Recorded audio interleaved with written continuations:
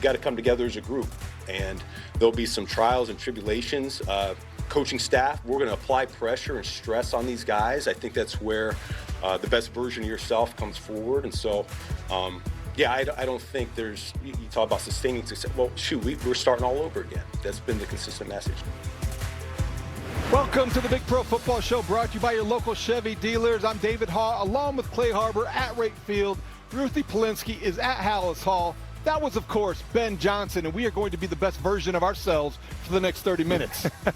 I love what I heard from Ben today. You know, my favorite thing, he's saying we're starting all over, but the thing he mentioned was the continuity. Over 16 teams have new offensive play callers and 14 new defensive coordinators. Guess what? The Bears don't have either. That you have to be excited. You hear Ben Johnson. Now, with due respect to Ryan Poles, he was very sedate. He was businesslike. He was professional. But then Ben Johnson, it's like, all right, let's go. He was excited. It's like he was ready. He showed up to a party. This isn't a guy that's showing up to work. This is a guy that's ready. He's excited. He's looking forward to what's to come for this team. He's locked in. You want your coach to have that charisma. You want your coach to lead the league in energy. And that energy he had with the media, you know he was even bigger for the team. Time for our opening drive, brought to you by Chevy. Now we're at the point where he's not thinking about the play call. He's not thinking about the cadence, the motion, and all the 𝗻𝗂𝗋𝗃 before the snap. Things are starting to slow down. And so what we need to see here in camp is that anticipation, take it up a notch. I think with that, the coverage recognition gets taken up another notch. I think there's other ways we're going to continue to challenge and push them, more of which are going to happen post-snap. Last year, we talked about that pre-snap operation quite a bit. Feel a lot better about that this time of year than we did. And so now we're just moving on to the next stage. Our first down is Caleb Williams' checklist. Ben Johnson putting together a list of things that he wants to do, boxes they have to check during training camp when you can focus on the fundamentals, break everything down, and take what you talk about in meetings to the practice field. What I love what he said is, as a team, we're starting over. He's like, well, how do you build up? We're starting over. We're doing all this again. But the ceiling has been raised. You have a foundation that you laid. So there's a level of familiarity that Caleb Williams has. So when he comes into this camp, he's starting already knowing a language. He's not starting to learn a language. Last year, there wasn't a road. This year, there's stoplights, there's street signs telling you which way to go, and he's going to be so much better because of it. I think what we were talking about earlier about that energy and that confidence and that command that you see from Ben Johnson on day one is related to what we can expect from Caleb Williams. A year ago, Clay, as you know, they were getting to know each other. They were getting to wonder how he was going to grasp and embrace the offense.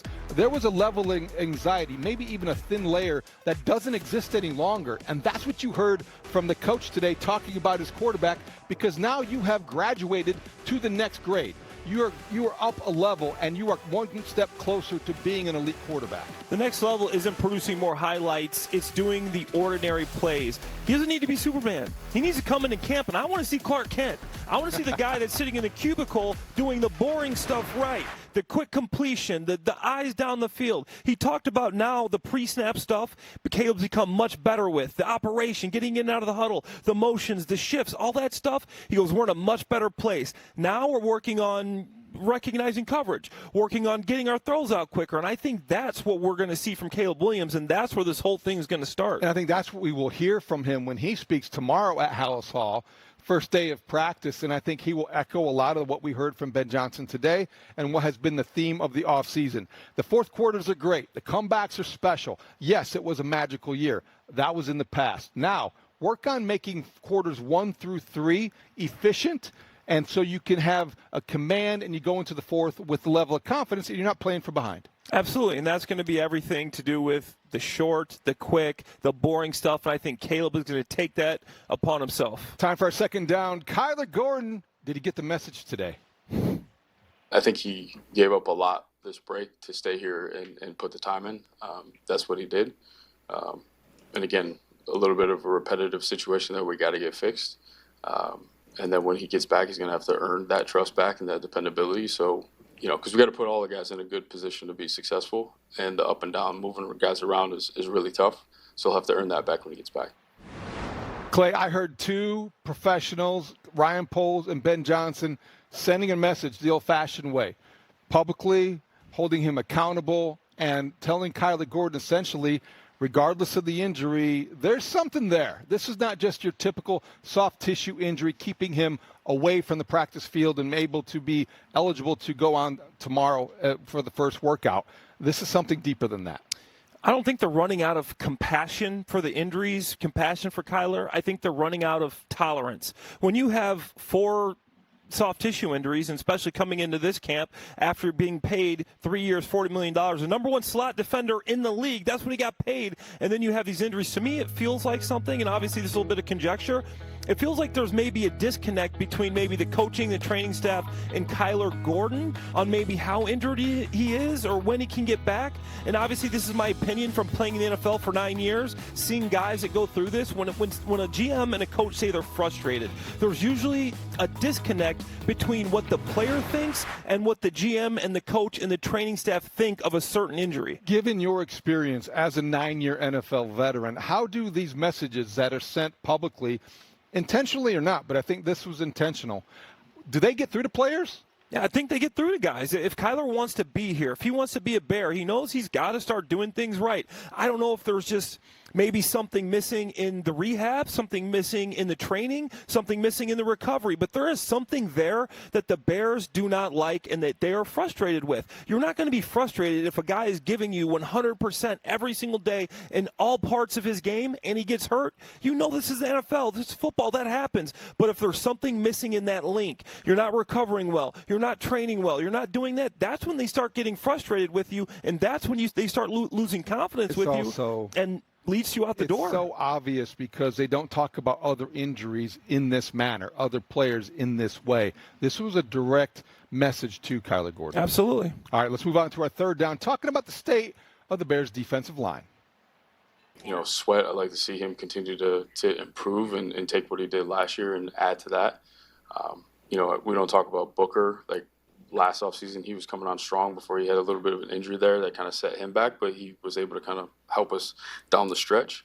So he's another guy we're taking an eye on. So I don't think it's different than any part of the roster. We're going to evaluate and see how they do. And then if we got to make adjustments or obviously investigate where we can get better, we'll do that.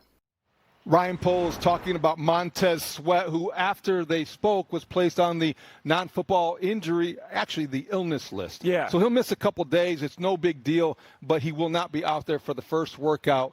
And I think Ryan Poles underscored how important it is for Montez Sweat to have a big year and to lead this defensive line. Yeah, Montez Sweat has to have a big year. He needs to get back to double-digit sacks, something that he's only done twice in his 7-year career. But I'm excited about Austin Booker. Last year, I went out to every training camp practice. Austin Booker was having a great training camp. You remember he actually led the preseason in sacks. I remember. Yeah. Then he gets hurt in the end of the preseason. He comes back from week 15 to 18 through that playoff game against the Packers. He had 4.5 sacks and 1 taken away because of a late hit. He is a guy that we've seen flashed, but that needs to be something that happens more consistently, and we need to see him stay healthy. If he can do that, he can be a good sidekick to Montez Sweat. The defensive line, to me, is the biggest question mark on this team. I think it will be better just by virtue of the Bears having more leads and the opposing offenses being more predictable, maybe having to drop back and pass more than just hand the ball off and carve up the running game. That said, Vita Vea is on the market. The Tampa Bay All-Pro defensive tackle wants out, has asked for a trade. He's got 1 year left on his deal, $17 million. I don't think that makes sense for the Bears, Clay. What do you think? I don't think so. It depends what they're asking for. When you look at Dexter Lawrence, the Bengals had to give up a 10 overall pick and sign him to a new contract. Yeah. Yes, he generated 51 pressures. He was a guy that had 4.5 sacks last year. He's a player. But what's it going to cost you? Do you want another aging veteran? Are you paying for who he was or who he's going to be when he's 31 years old going on 32? He's 31 years old, and he's a big guy. He might be prone to injury more in the latter stages of his career than at the beginning. That's why I think this is buyer beware. I don't think it's worth a first-round pick. I don't think it's worth a second-round pick. You'd have to be in the bargain shopping that I don't think the Bucs are going to give him away for that. So I think you'll take a pass if I'm Ryan Poles. And then you still want to see what your second-round draft pick, Shamar Turner, can give you. He was a defensive tackle, maybe play some edge this year. Dio Dangbo, the Bears have talked about, they think he's going to be great inside. Grady Jarrett, he played well at the end of the season. You still have him under contract for 2 more years. So you want to give those guys an opportunity. Gervon Dexter, contract year. What can they do do. So I don't think that interior is going to move much, especially after signing Neville Gallimore, James Lynch, guys like 𝗗𝗏𝘂 Street. We're going to give these guys an opportunity to see what they can do. Let's move on to fourth down. One of the biggest competition battles at left tackle. I would say I've got a better feel for our guys. I mean, there's a number of them that were here last year. You know, Jedrick's really the new face. So I feel better about Braxton in terms of his health and his outlook. So I feel like he's got another step up in terms of his confidence level than he did a year ago at this time.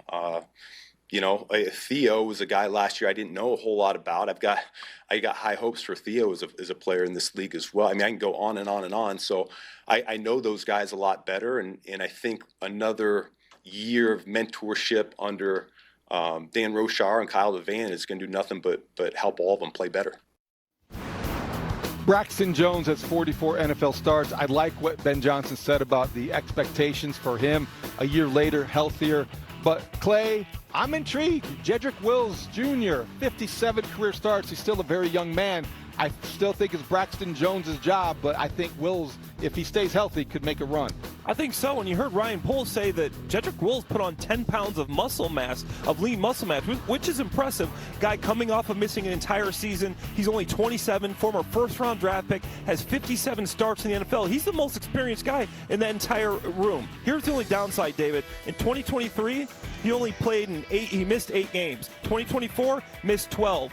2025, missed the entire season. Can he stay healthy? If he can stay healthy, and he's a guy that shows that he can bounce back, he will give Braxton Jones some competition. Do you need certainty heading into week 1? And I ask this because you might have the same type of situation if Wills makes a run at Braxton Jones at left tackle and center. I think if Logan Jones and Garrett Bradbury are competing for the job, you might have upheaval at 2 positions, which isn't ideal for an offensive line. I mean, popular belief would say yes, but last year they seemed to do just fine. When Theo Benedict went to the starting lineup last year, they were 6-2. They averaged 382 yards per game. So when Theo Benedict went in, they really didn't lose a step. And that's because you got a guy like Ben Johnson who knows his players intimately. He knows what they need help with, and he's not going to put them on an island against some edge rusher like Myles Garrett without help. Oh, my gosh. That's a scary thought. That'd be ugly. Theo Benedict against Myles Garrett? Help! I know.